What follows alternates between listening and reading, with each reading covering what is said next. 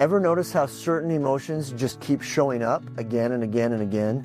Different people, different situations, but somehow you still end up in the same emotional space. Hurt, disconnected, feeling not quite seen, not quite okay. This is your brain's filter quietly steering you back to the familiar. I'm Dr. Denim Slade, and for nearly 30 years, I've been helping people authentically incorporate themselves into their lives and relationships, and I can do the same for you.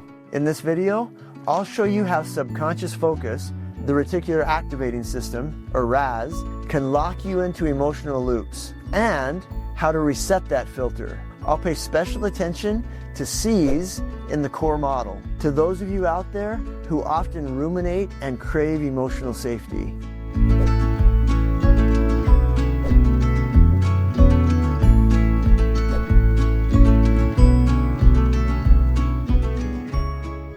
There's a really important thing to understand about how your brain works. You see more of what you pre-decide matters.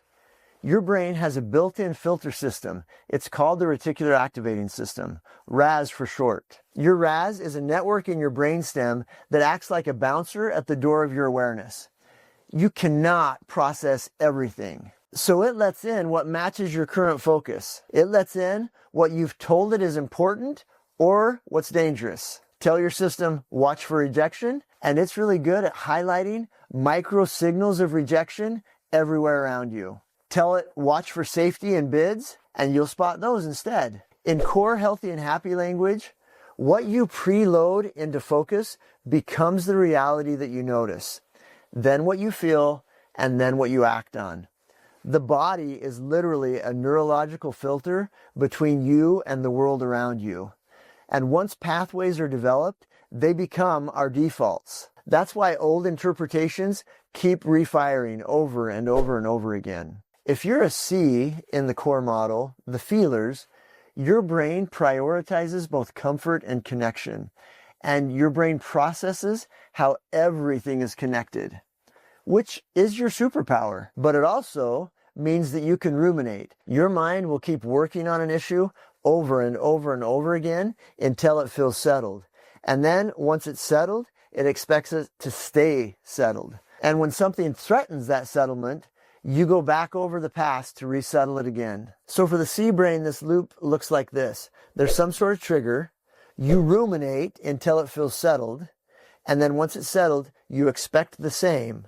Then there's a new trigger. Your brain wants to treat it the same way. And here are two more ingredients that reinforce this loop for the C brain. One is the cognitive distortion of mind reading. Mind reading is wishing and hoping that others should just know without you having to say anything, so that you can avoid the risk of openness. Mind reading is a really common pitfall for the C brain. The second additional agreement is to understand that safety is a relational variable.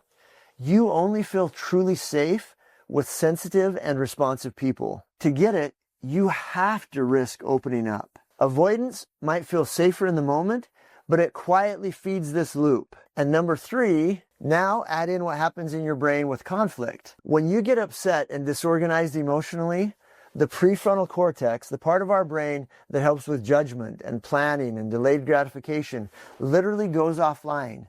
You become emotionally flooded. And the healthiest move during these moments is to call a timeout, to disengage, to change the channel, and then re-engage later. And C's are actually really good at the beginning of this. C's naturally want to disengage, but instead of disengaging and changing the channel, many C's disengage without changing the mental channel. So the rumination just keeps running and the loop stays alive. Here's the science of habit part of this equation. You have a subconscious focus, maybe I'm not safe here. And then your RAS highlights every sigh, every delay, or text bubble as a threat, leading to the emotional response of your body surging with all kinds of neurochemicals. And what you do is you end up reliving old hurts. You become further flooded emotionally. And then you respond behaviorally by withdrawing, by trying to please other people, or doing a nice thing without re-engaging. And that re-engagement piece is super important. But you're trying to get settled without the risk. So what's the result? no explicit repair. The pattern ends up repeating itself and the belief gets strengthened. It's a confirmation loop. Your filter picks what matches your fear. Your behavior prevents new data, and your brain calls it proof. So let's look at an example of how this might play out. You're sitting there looking at your phone. It's late, and a text comes through. And your C brain, that is really good at making connection, links it to last week's tense talk, that one comment from last year, and the tone last night. All of that becomes relevant to just that text coming through. Everything connects.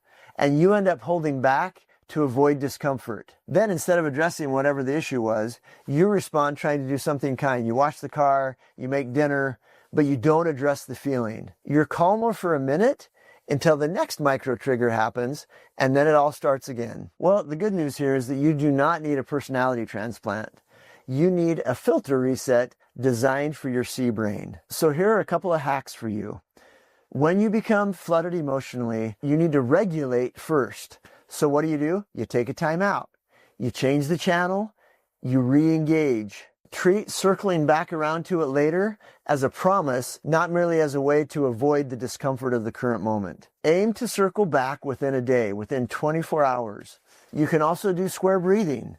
Breathing in 4, holding for 4, exhaling for 4.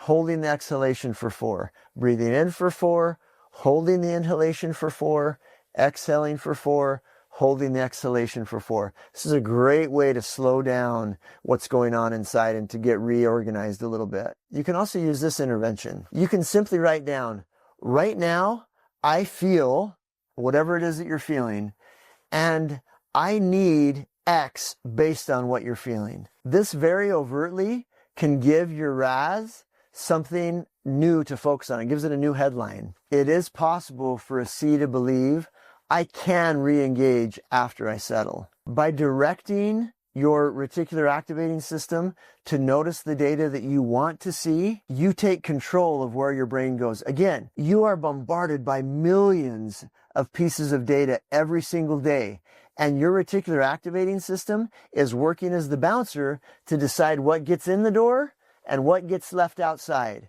And if you say, I want this data to come in, then your RAS will find that data and allow it to come into your conscious mind. Remember that safety is relational, and to feel it, you've got to be willing to risk enough to allow someone to respond. No one can be there for you if you don't give them the opportunity to. So remember, your patterns will continue to repeat until the filter changes, until you get a new bouncer at the door. You have to be willing to direct your thoughts, to risk a little, and to let your relationships do what only relationships can to make you feel safe again.